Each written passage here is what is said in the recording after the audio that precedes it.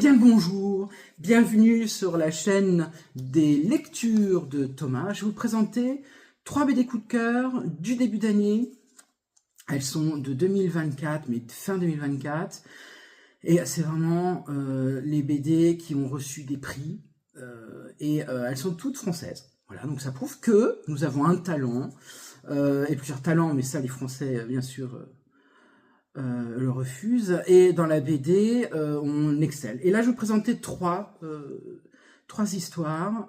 Donc la première histoire, c'est La Route. La Route, donc, de Manu Larsenet, chez Dargaud. Donc c'est l'histoire post-apocalyptique. Alors on ne sait pas si c'est une guerre, c'est une explosion nucléaire, bref. Et nous avons une relation père-fils dans cette histoire, et il décide de prendre la route. Et cette route va être jonchée de difficultés, soit les humains sont devenus sauvages parce que vous n'avez plus rien, tout est tombé. Hein. C'est vraiment un lieu, comme vous voyez à la télé, un lieu de guerre, quoi. Il n'y a plus de bâtiments, tout est naufrage, il y a plein de corps dans les rues, il y a les chiens qui mangent les morts. Voilà, c'est apocalyptique. Et bien sûr, les personnages, donc le père et le fils, rencontrent et se cachent pour pas rencontrer ces gens qui sont mangeurs d'hommes. Hein. Il n'y a plus de nourriture, donc il faut bien manger quelque chose. Et voilà, et là c'est tout un récit, toute une histoire, c'est des images très belles, très très noires, c'est quand même post-apocalyptique, il n'y a pas de couleur, hein. Il y a beaucoup de tons noirs, il y a des nuances de noir, il y a beaucoup de blanc, du blanc très vif, donc il vous fait ressortir cette noirceur. C'est une bande dessinée qu'il faut avoir directement, si vous êtes fan des BD, ça c'est une référence de poids. Et donc cette relation père-fils, je vous raconte pas tout, mais c'est très émouvant, il y a des choses très très émouvantes, ça c'est sûr. Donc La Route est tirée du roman de Corman McCarthy, qui a eu un succès à l'époque assez grand.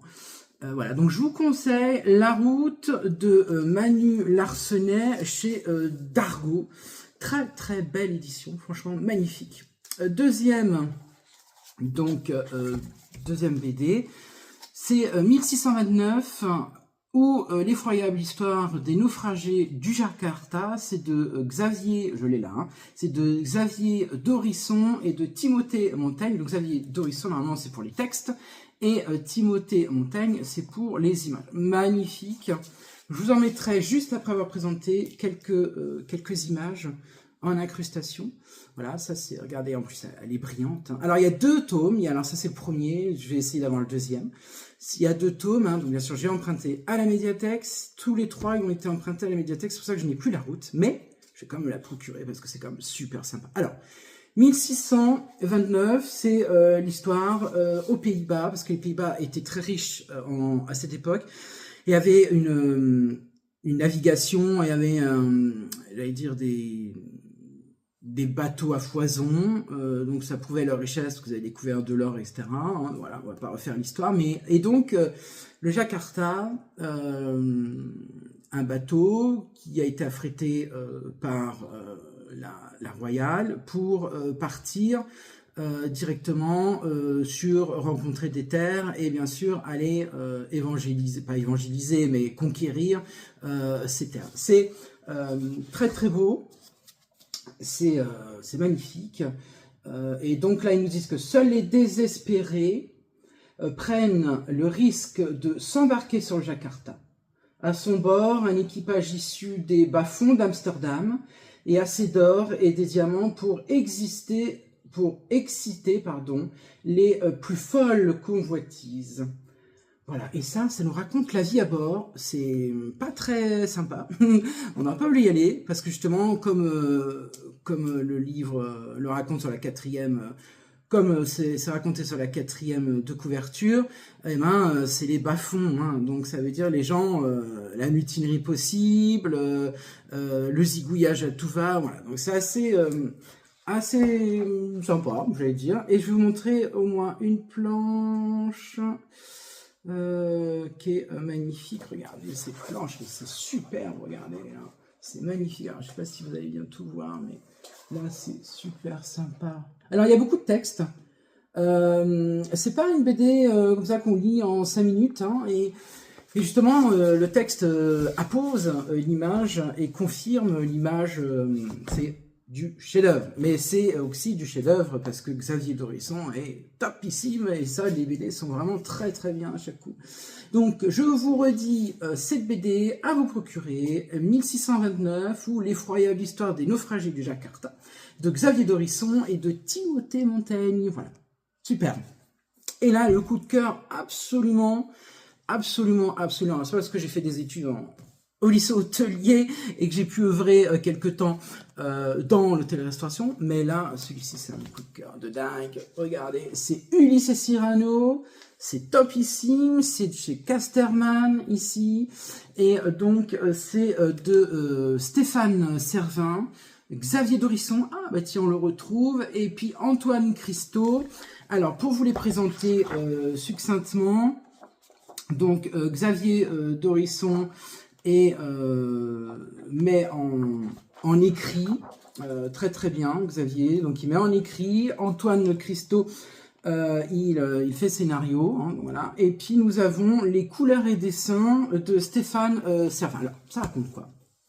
On va faire la genèse des deux personnages. Ulysse, un jeune garçon, 15-20 ans, est issu d'une famille bourgeoise, industrielle. On est industriel de père en fils et il y a une certaine aisance dans sa vie. Hein. Mais ce jeune garçon, eh ben, sans kiki, les études c'est pas ça. Il ne voit pas l'intérêt de reprendre l'affaire de son père. Etc. Et puis, il y a un événement qui arrive comme ça, dans la vie du père, j'en dirai pas plus, vous allez découvrir, qui fait que sa mère, à ce jeune homme, donc Ulysse, et lui-même, sont obligés de partir en Bourgogne. Et là, Ulysse rencontre Cyrano. Et ouais, et Cyrano, c'est un vieux, bon, c'est pas un vieux, mais il est bourru, voilà, barbe épaisse, voilà, un ancien cuisinier qui a tout arrêté suite à un événement que je ne vous raconte pas, vous allez le découvrir. Et il a tout arrêté, et là, il y a cette rencontre. Alors bien sûr, Cyrano est tout seul, hein, il n'a pas d'enfant, bon, il n'a pas de femme, on soupçonne que un peu, il frétille un peu avec l'aubergiste du coin, voilà, donc c'est assez sympa, et donc Ulysse et Cyrano se découvrent, se rencontrent, et là il y a vraiment un lien fraternité, voire paternel, parce qu'il faut dire que Ulysse avec son père, c'est pas top, hein, voilà. Et donc Cyrano va tout doucement lui apprendre certains rudiments de la cuisine, mais je vous en dis pas plus, je ne veux pas spolier, parce que c'est tellement sympa, franchement, à découvrir. C'est des beaux dessins, c'est du beau texte, il y a des sentiments, il y a beaucoup d'amour, il y a cette fraternité, l'amitié, il y a la succession aussi, succession sur plusieurs domaines, mais je vous laisse découvrir, c'est sublimissime, et ça d'ailleurs je vais me l'acheter parce que c'est top. Je vais vous montrer quelques dessins au hasard, hein. Je vais vous montrer les choses qui sont pas trop, voilà, je vais vous montrer celle-ci. Je vais pas vous montrer les choses où tout est dit, quoi. Donc voilà, ouais, c'est magnifique. Regardez le dessin, c'est d'une couleur, alors couleur un peu pastel, un peu sombre quand il y a des phases de nuit, parce qu'il y a beaucoup de déplacements de nuit. C'est, je dirais, waouh. Voilà, il n'y a rien à dire. Si vous aimez la BD, il faut vous la procurer parce que franchement, c'est quelque chose d'assez sublime. Ulysse et Cyrano, moi j'en redemande. Et il y a beaucoup de choses. Si vous êtes intéressé à la cuisine, il y a beaucoup de bases culinaires.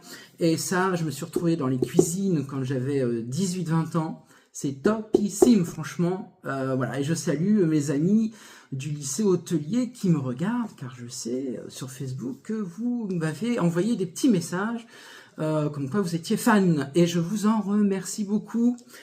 Et bien écoutez, c'est fini, ces 3 BD, coup de cœur, franchement, allez-y, c'est top. J'ai beaucoup aimé, c'est vraiment, ça vous fait voyager, notamment sur Jakarta, mais aussi dans la cuisine de Cyrano, c'est topissime, et ne soyez pas, allez-y, quoi. Franchement, même la route, c'est top. La route, c'est du bel art, la route, c'est de la BD, plus, c'est La Route et Ulysse et Cyrano, c'est ici avec 2 BD 2024 à acquérir pour vous dans votre bibliothèque. C'est de là. Voilà, franchement, c'est topissime. À très bientôt. Au revoir. N'oubliez pas de vous abonner sur ma chaîne et d'aimer cette vidéo. Merci beaucoup. Et là, je vous dis vraiment au revoir. Allez, à bientôt.